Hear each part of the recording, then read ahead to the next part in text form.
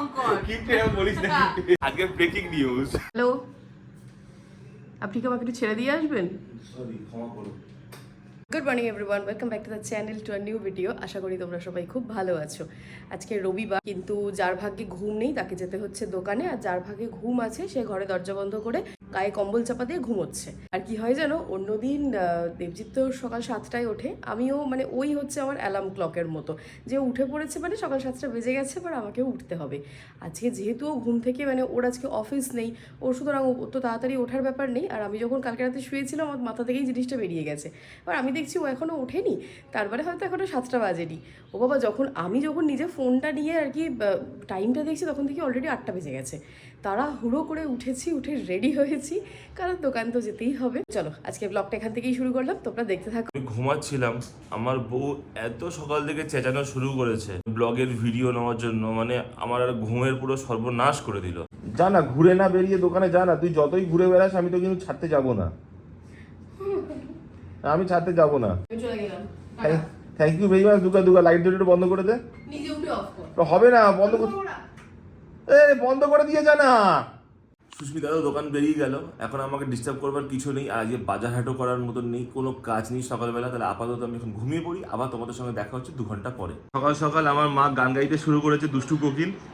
আর এখানে রয়েছে আজকের আমার মুরগি। শোনো না, আমি কি বলছিলাম, না 1000 টাকা না, শোনো না, একটু আমার দিকে দেখাও, তোমার মিষ্টি মুখটা নিয়ে।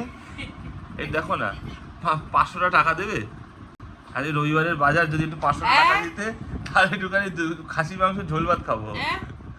দে না, দে না, দে না, দে না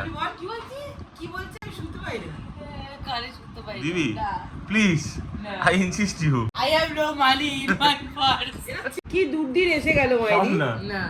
তো ঠিক আছে, 500 টাকা দে, কিপটে একটু তো পয়সা বের কর পকেট থেকে। আচ্ছা, ও তুই 500 টাকা দে, আমি 200 টাকা দিচ্ছি। দিতে পারবোই না, আমার খুব কিপটে, আমার খুব সংকট। কিপটে এখন বলিস না, কিপটে আমার খুব সংকট। কিপটে এখন বলিস না, কিপটে। আমার সত্যি আমার হাত থেকে যাওয়া তাহলে তাহলে আজকে লাভলির টাকায় খাসি মাংস খাওয়া হচ্ছে, আজকে ব্রেকিং নিউজ। ঠিক, এরকম করিস না প্লিজ, আই লাভ ইউ। এটা ফাইনালাইজ হয়ে গেল, করি না, সবাই 200 টাকা না না না, এটা ফাইনালাইজ হয়ে গেল। কি হচ্ছে, লাভলি আজকের খাসির মাংসের জন্য 500 টাকা দিচ্ছে, মা দিচ্ছে 200 টাকা, 700, আর বাকি যেটা 1 কিলোর জন্য বাকি পড়বে 200-150 টাকা, সেটা আমি দেবো। এখন আমি চাচ্ছি সুস্মিতাকে আনতে। সুস্মিতার মাথাটা একটু গরম আছে, কারণ হচ্ছে ওকে আমি লাস্ট 2-3 দিন ধরে বলছি একটু কোথাও ঘুরতে নিয়ে যাব, কিন্তু সে নিয়ে যাওয়া হচ্ছে না। কালকের আমরা রেডি হয়ে বেরিয়েছিলাম একটা কারণের জন্য, কালকে তো সন্ধ্যেবেলা বেরোনো হয়নি। তো আজকে আমি ওকে কোথাও একটা নিয়ে যাবো কাছাকাছি, মানে একটু আড্ডা মারতে, একটু ঘুরতে, মানে বেরোবো আমরা দুজনে। এই আসছে ছাতা মাথায় দিয়ে আমার ঘরের বধূ। ম্যাডাম আসুন।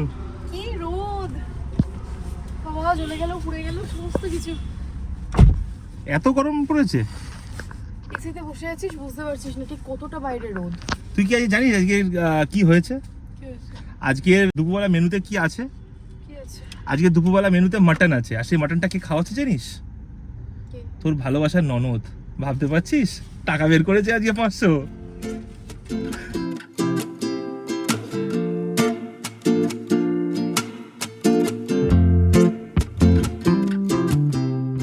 রাস্তায় যেতে যেতে না আখের রস চোখে পড়লো, তো ও এখন এই যে বাইরে আখের রস নিচ্ছে।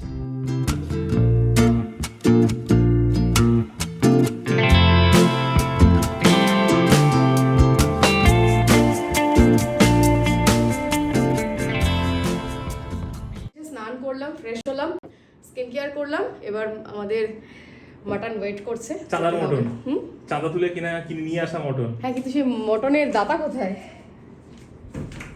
ওই রে নিচে। সেই মহান ব্যক্তি যার ঝেড়ে আজকে আমরা মটন খাচ্ছি। আজকে মটন আছে, ডাল আছে, আলু কাঁকরোল ভাজা, লেবু, পাঁপড় আর রাইস। রাইস? ভাত বেরোয় না মুখ দিয়ে? No rice.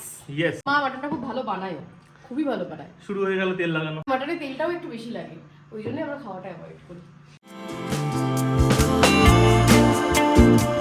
দুপুরের লাঞ্চের পর তোমাদের সাথে আবার দেখা হচ্ছে। এখন বাজে রাত 10। দুটো হেলমেট দিয়ে দোকানে হাজির হয়ে আমাকে বলে চল কিছুক্ষণ গিয়ে প্রিন্সেপ ঘাটে বসে থাকি, বেশ ভালো লাগবে, একটু হাওয়া দেবে, গঙ্গার ধারে বসে থাকতে খুব ভালো লাগে। তো যেমন কথা তেমন কাজ, আমরা চলেও ইভেন এসেছি। বিকেলবেলা তো অনেক সময় প্রিন্সেপ ঘাটে এসেছি, কিন্তু রাতের গঙ্গা, রাত্রিবেলা গঙ্গার যে সৌন্দর্য, প্রিন্সেপ ঘাটের যে সৌন্দর্য, তোমরা দেখতেই পাচ্ছ।